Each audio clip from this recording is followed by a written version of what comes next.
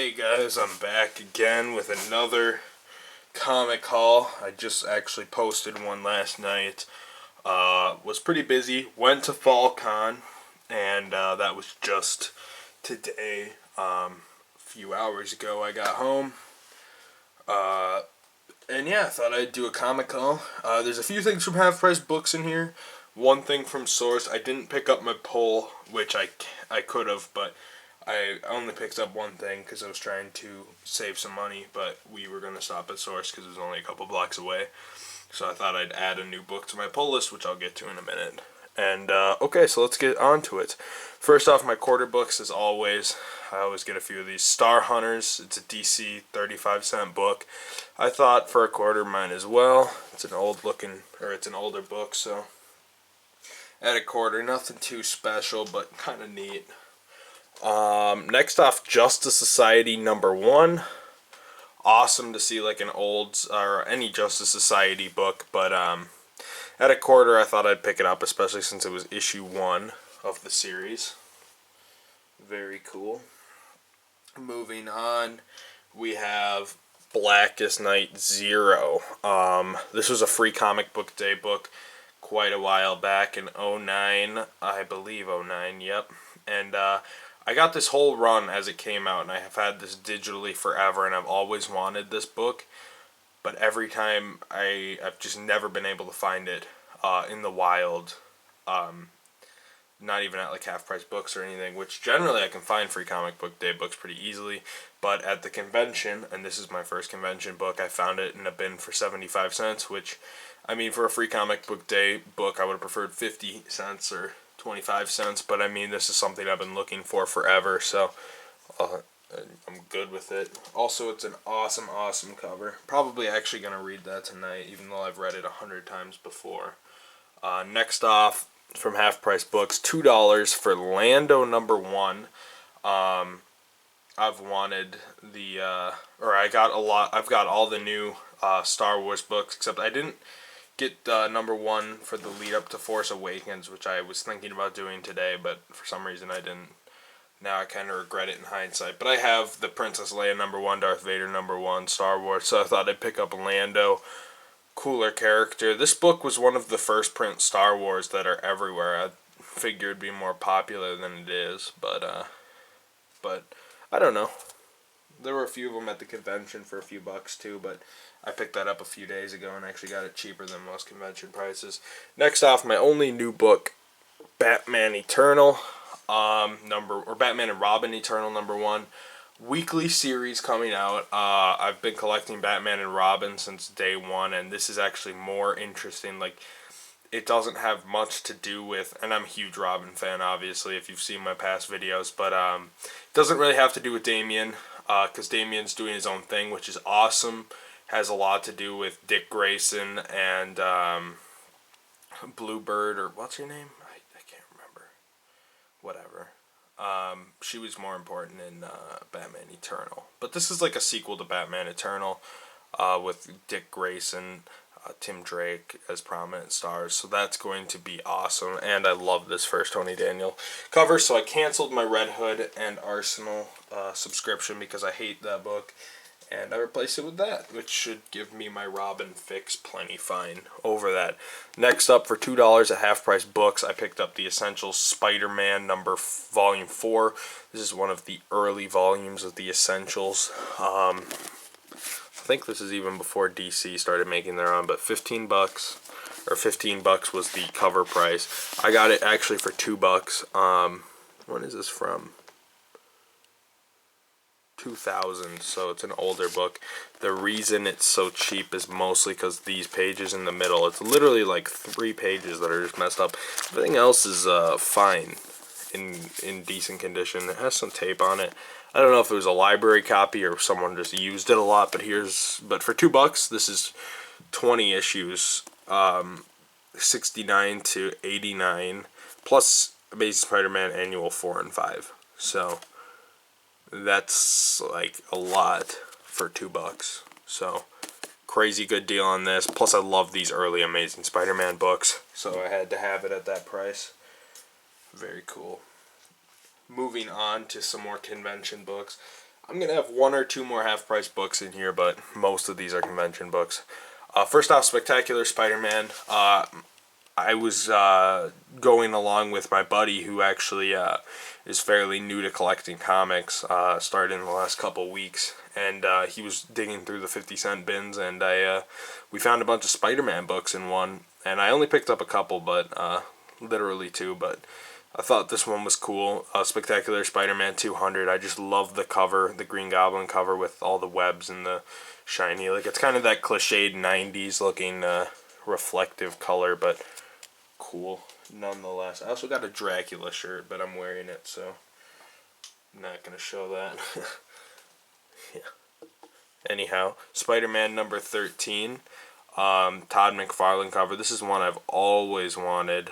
This cover, I always, it's pretty common to see the cover, but for 50 cents, I thought crazy good deal on this. Todd McFarlane, awesome Spider-Man cover. So cool 50 cent right there.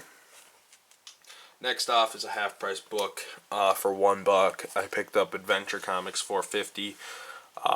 Pretty cool Aquaman cover. I love Adventure Comics because I love the variation. You have Supergirl, Superboy, Legion of Superheroes, Aquaman covers. It's just a huge range and variety. That's what makes Adventure Comics kind of fun to collect when I see them. So I picked this up for $1. I thought it was kind of cool. Nice.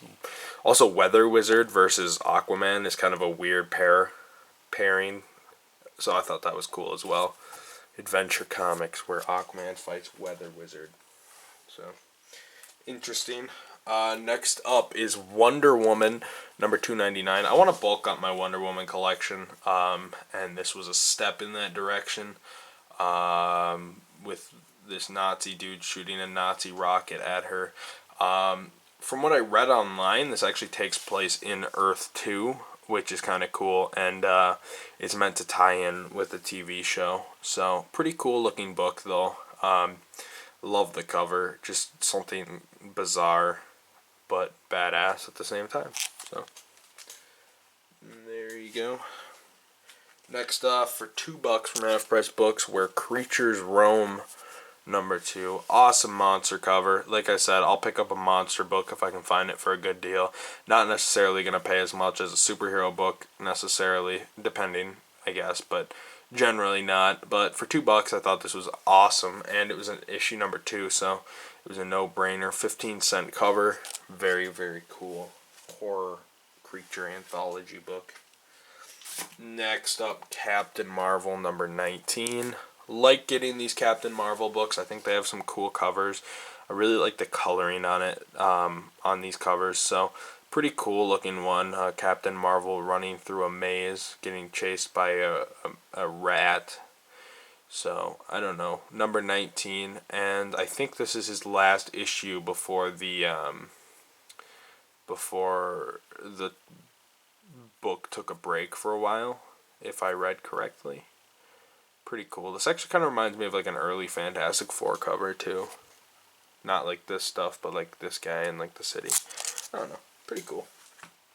Marvel has a lot of, like, I like how Marvel and DC have like two different color or cover styles back in the day. Like DC, you can tell the covers and they're different from Marvel. Speaking of DC, I picked this up for, it was half off. Flash 143, pretty beat up but I paid $4 for it. Really, I just wanted this Flash book because, well, it was a cool Flash book, but Flash and Green Lantern were kind of like a cool pair that was often used back in like the Silver Age, and I always thought their pairing was kind of cool. Not because they were necessarily similar characters or anything, I just always thought it was cool. And then that extends to like Jay Garrick and Alan Scott teaming up and stuff, but I always just thought these two were like the most new characters and kind of most cool characters back in the 60s, I guess. Like there were a lot of new characters, but the ones that really became popular were these two, and I just thought it was an interesting pairing because I think they really define the 60s DC comics, I guess, is what I was trying to get at, but I don't know. I think it's cool. A really cool looking book. So for $4, I had to pick it up.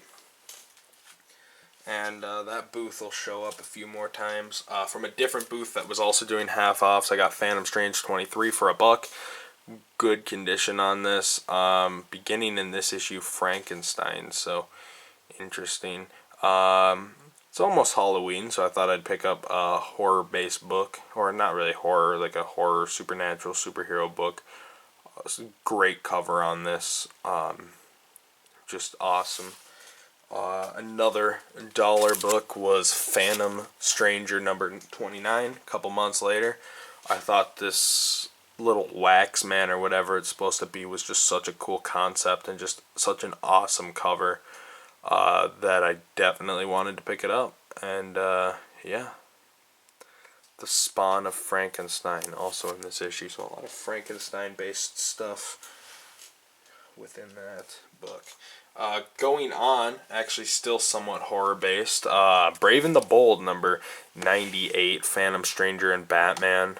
Batman's having some sort of ritual done on him. Very cool. I like these little goblin dudes. Just thought it was a cool cover, half off, so it ended up being $1. 25-cent issue, bigger and better, so pretty cool there. And then actually moving on right away to Brave and the Bold 100. We have Green Arrow, Robin and Black Canary, and Batman, and he's kind of getting close to stabbed. Just all these cool, like, darker DC covers are just really cool. And only this era really did this type of cover where it's like, I don't know, it's like sort of like, in this case, sort of like a mixture of like the Silver Age kind of artwork and stuff with like this more morbid artwork you don't really even see on comics today that much. It's kind of interesting. I don't know, that's what really attracted me to these books, and at $1 a piece I had to pick them up. Next up, Adam number 6. Pretty beat up, but I got it for $1. Adam is just a book I always like to pick up. I like picking up his books. And I picked it up. Pretty cool looking book. It's just kind of a standard Adam book. He's another really cool character from the era that I guess didn't really get picked up to the level that Green Lantern and Flash did, but I always liked the Ray Palmer Adam and Ray Palmer Adam stories surrounding that. Next up for $2.50, we got a pretty early Captain America and Falcon when they just started kind of teaming up at this point, with Falcon in his original green suit. Pretty cool. The fateful choice, so I guess Steve Rogers is deciding whether or not to be a police officer or Captain America, but always like these Captain America books. So for $2.50 I thought it was a pretty nice little late Silver Age, early Bronze Age gem right there. Next off, Action Comics 336. Really liked this cover. I like how a lot of like the Kurt Swan Superman era has like the sky or whatever. There's always like a background with like a strange color. Like you got Supergirl coming out of the Fortress of Solitude against Superman on the horse, and there's just like the pink color. And the Action Comic books always kind of attract my eye because they have that nice color, and I wonder how on purpose that was, like that they decided to use those colors, if they just thought it looked better, if they knew it was gonna like attract people to them, because every time I see these books I really want to pick them up. This was $3 I believe at the booth I picked up that Adam book at. I basically picked up most of my books from 3 or 4 booths at the convention. This is a really nice book. For $2 I picked up Superman 226, and you can just see how beautiful this is. I want to upgrade its bag and board just so it's not as loose in the package as it is. But like, look how crisp those corners are for a Silver Age book. This is hugely impressive. And on top of that, this is Superman. When Superman became King Kong. If you watch my previous videos, I talk about it all the time. Huge fan of monster movies, King Kong, Godzilla, that type of stuff. So a cover where it's a homage to King Kong mixed with Superman. That's just crazy cool, and at the near pristine condition. Like, I'm sure this would be very high grade if I sent it in. So this is just like awesome, just a really ideal type of comic for me. And I've really been upping it on the Superman lately. At least when I've been going to conventions, I've been going Superman crazy. And my Superman Silver Age collection was lacking for the longest time, so I really like picking up the pace on those. Next off, Superman 228. Again, excellent condition. Not quite as good condition. I mean, you can see there's some problems with it, but still very good condition. And I really enjoy how it looks. I mean, decent looking Superman comic there. Moving on, this was also in the $2 bin. I just kind of grabbed it out fast. Should have actually seen who drew this. Yeah, it's pretty cool. Superman 240. Superman Fails. Just another Superman book I felt like picking up because, Superman. And I've been trying to up that collection, like I've said. I'm just going to quick look up who actually drew that.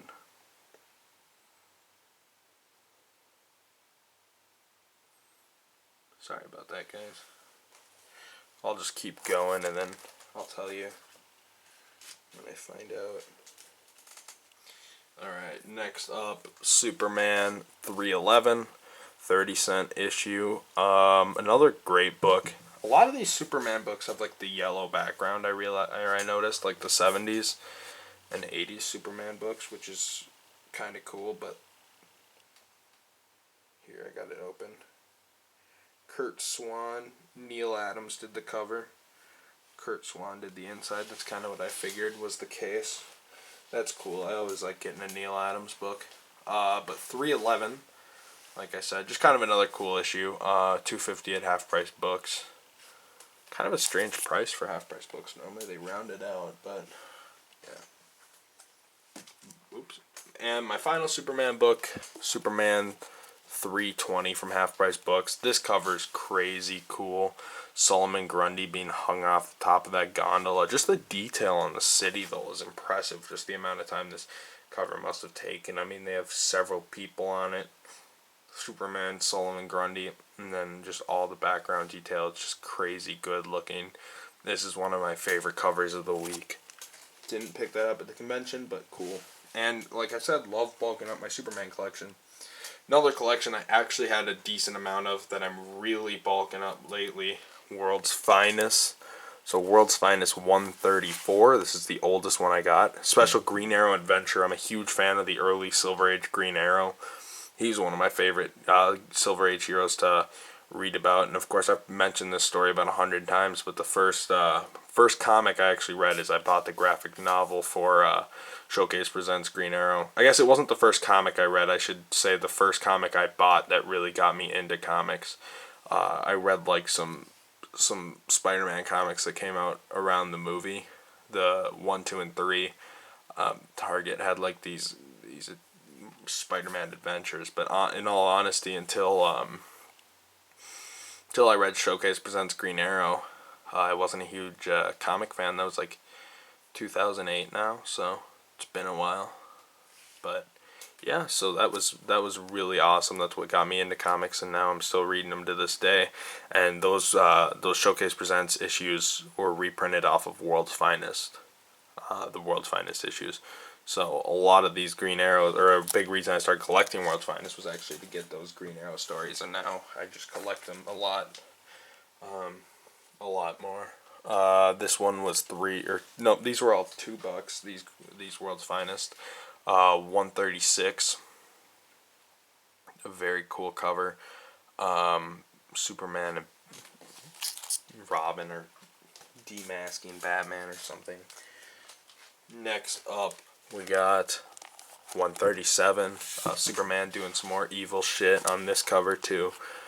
Helping Lex Luthor rob a armored car. I don't know why I couldn't think of that until now. Pretty cool cover. There's a lot of these like not computer monitors, but like supercomputer monitors where people are looking through them in like the 60s. I don't know, I find it weird because I have like 8 comics where they just have like a 200-inch TV in front of them where they're looking at Superman doing shit. World's Finest 145. Batman and Superman. It's just like a trend on these World's Finest books where someone's just doing like something evil on the cover, like either Batman or Superman, and they're like, why is Batman being a dick? But yeah, so Superman's in prison and Batman's the warden of the prison, shooting him with a super ray or something. And then speaking of our heroes doing evil stuff, World's Finest 148, Batman and Superman are stealing money, taking away the loot. I don't really get why Superman would team up with Batman and split the loot with him when he could probably just rob everywhere on the planet within like a matter of like minutes. But pretty cool cover. This one's beaten up, but for $2 I wasn't gonna complain. I'm just bulking up that World's Finest run. Next up, World's Finest number 156, Bizarro Batman and Bizarro Superman appearance with the Joker. Pretty cool cover. Like getting Joker covers once in a while for the old school Joker. I think it's funny how much Joker changes between like each generation of comics, I guess. Just interesting. 160, Batman, Superman, and Robin are running to the I guess running to defeat Dr. Zodiac or those bank robbers or something. But pretty cool. 160. Another World's Finest book. Also, that's when they had the checkered top. I like getting the checker tops on the books. Next up, still going on this one, World's Finest 172, an imaginary tale of what would have happened if Bruce Wayne was also adopted by the Kents.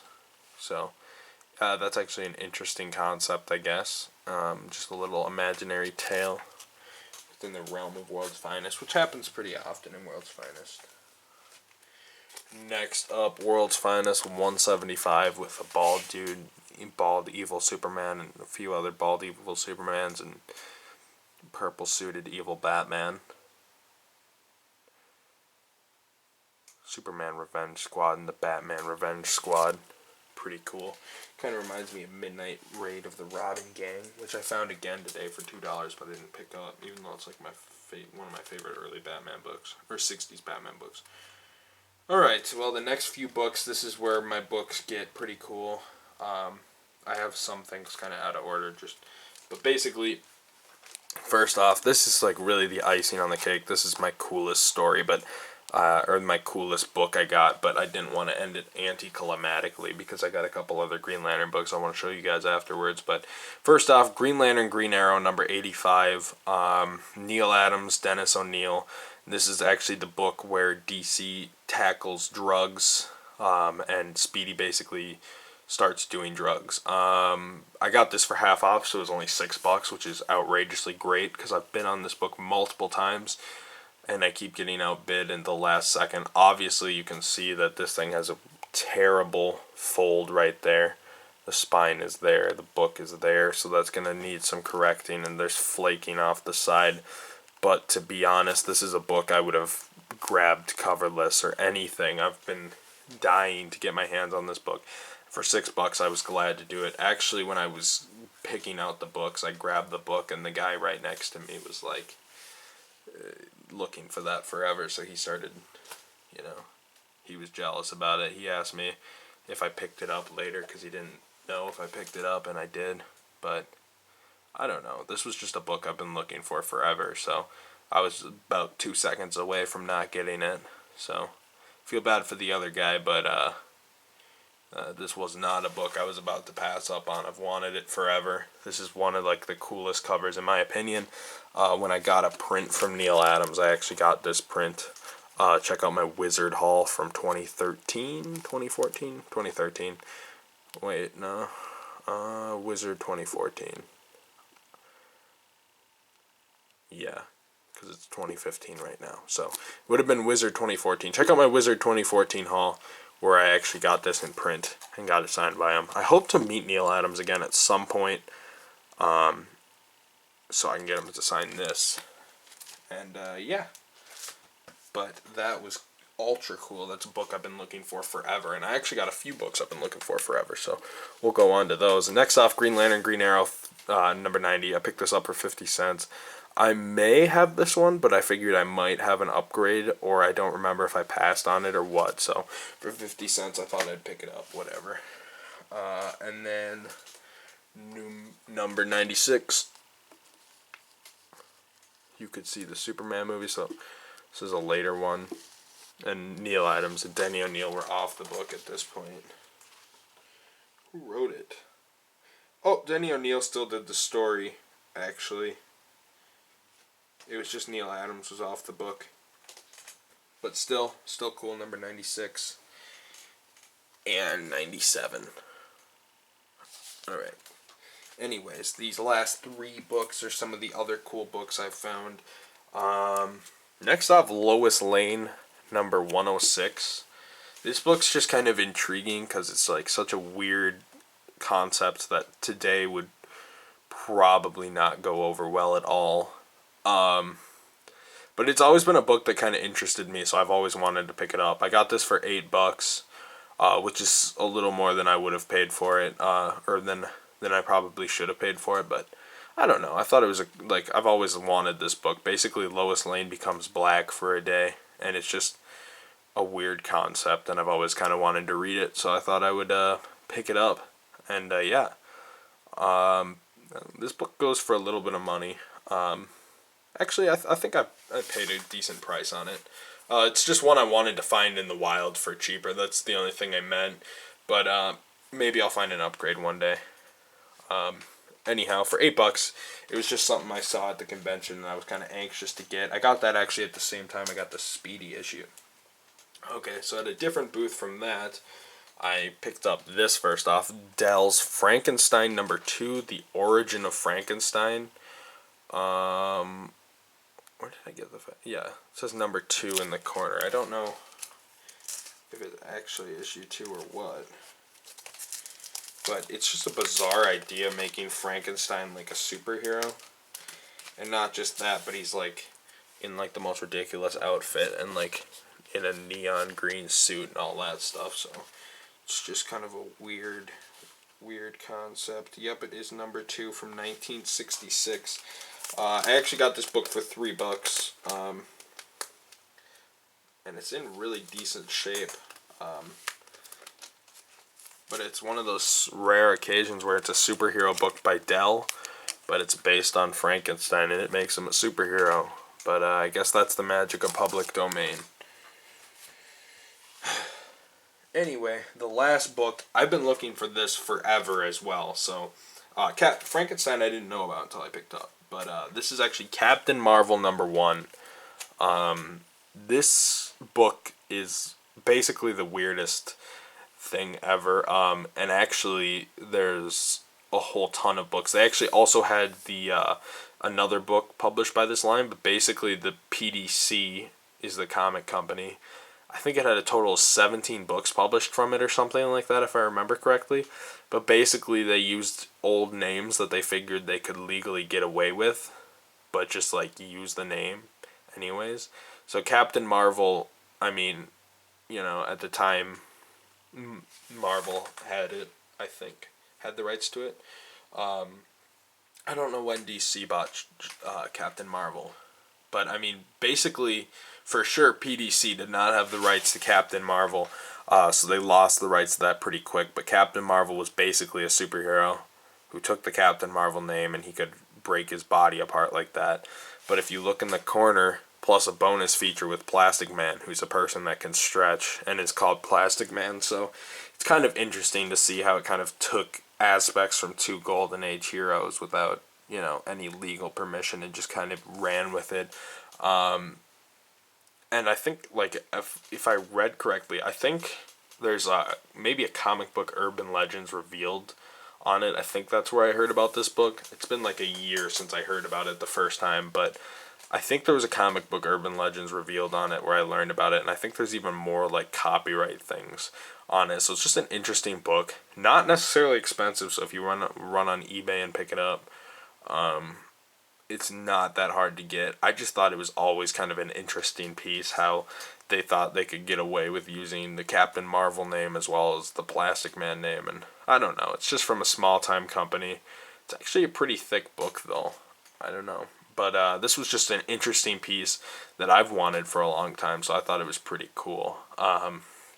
So yeah, overall I would say I had a pretty dang good convention.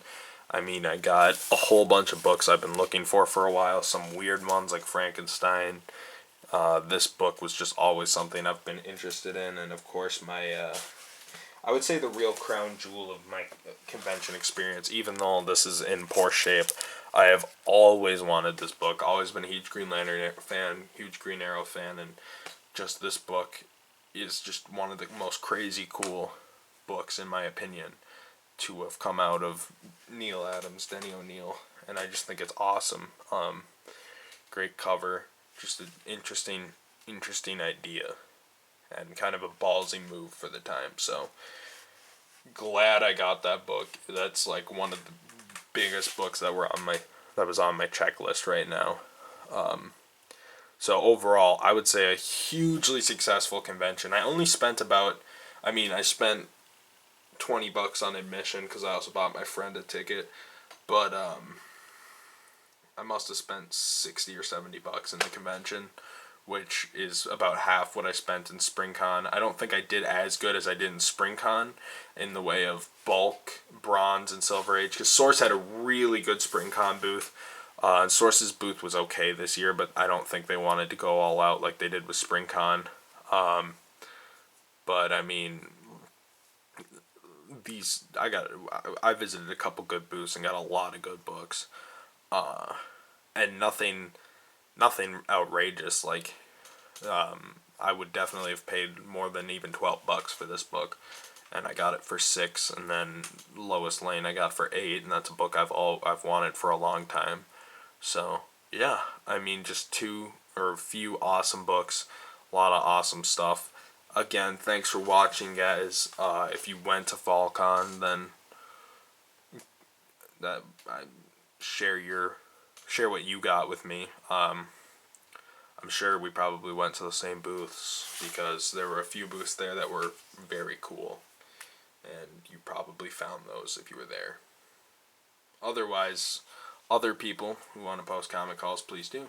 And yeah, so I'm gonna quit ranting. I'm really tired right now, and yeah, I'm gonna go take a nap. Have a good one.